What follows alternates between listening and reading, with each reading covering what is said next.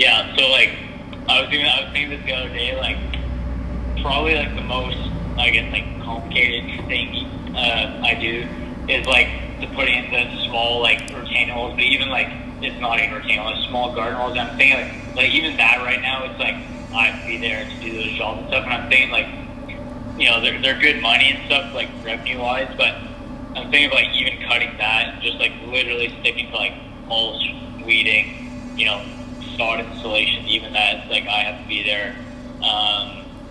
So like, yeah, I guess it's kind of what you're saying, is just like cut back on the complicated stuff. Like, would you say just sticking with like super simple, like literally mulch, weeding, or would you say, or do you think I should stay in like those small retaining wall jobs, sod installation? Like, is that easy to train people to do down the road?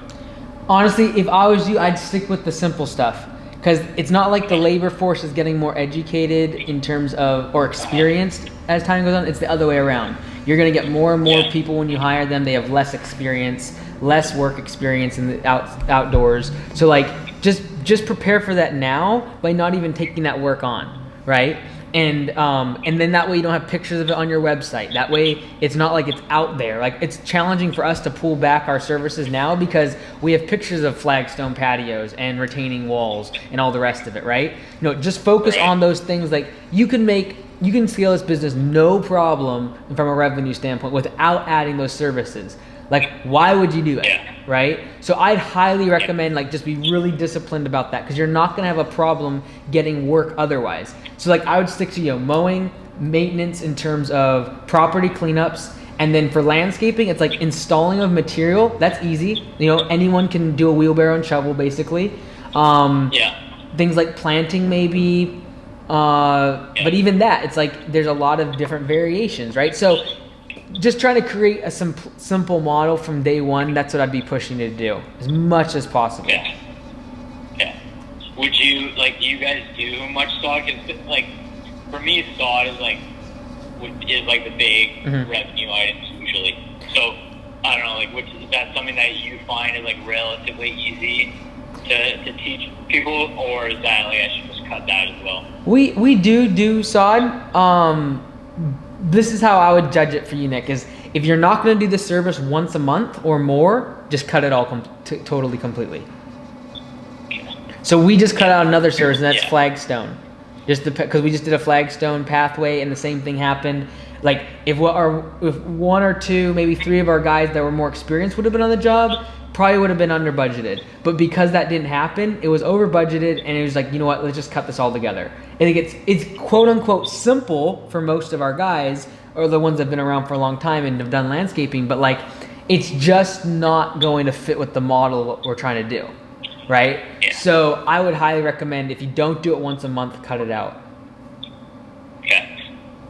Yeah, because I can definitely see next year it being like more than once a month for sure. But yeah, like, I already know, like both my employees now, like, I know them both, and like they're like really, really good. I'm like super grateful that I had both of them for my first year. But like, even with them, I can just already see how like employees is just a big part of the challenge. So yeah, I guess I'll probably end up cutting that as well. Like right now, if like, for example, you know, sod is usually pretty simple. So like, don't cut that one too fast. Like, see how it goes maybe next spring. Usually that's something you can train someone. It's like literally like, hey, do the edges this way, cut it this way, pound it in this way, make sure you have soil underneath, whatever. But when you start getting technical things or things that require machinery, that's when it gets difficult, right? But yeah, I'd say it's like a matter of asking yourself, especially next spring, is like, as you start getting, you know, employees and you really can't afford to be out working with them because you're so busy with estimates, as that happens, you have to ask yourself every single time, and that is, do I need to be on this job? Like, if you do the estimate and you're like, oh, I'll need to be here for X part of the job, don't take it, right?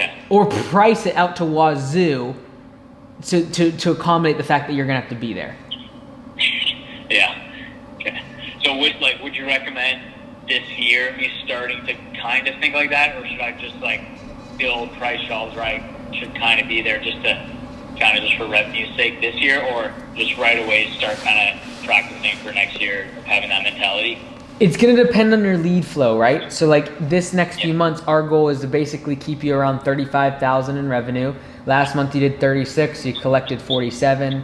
But like, you know, if we did 35,000 earned for the next few months, I'd be thrilled out of my mind. Now, if you're getting so many leads that like you're struggling to stay up without having to hire someone else and get another truck, that's when I would say start implementing like cutting sod out or cutting whatever out, right?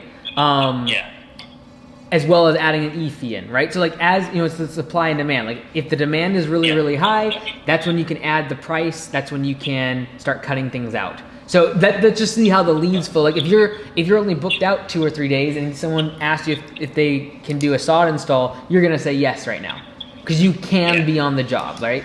And so, but if leads are, you know, coming in like crazy and you're just struggling to get estimates out, don't be accepting, you know, jobs that are going to tie you to the job the whole time. Yeah. Okay.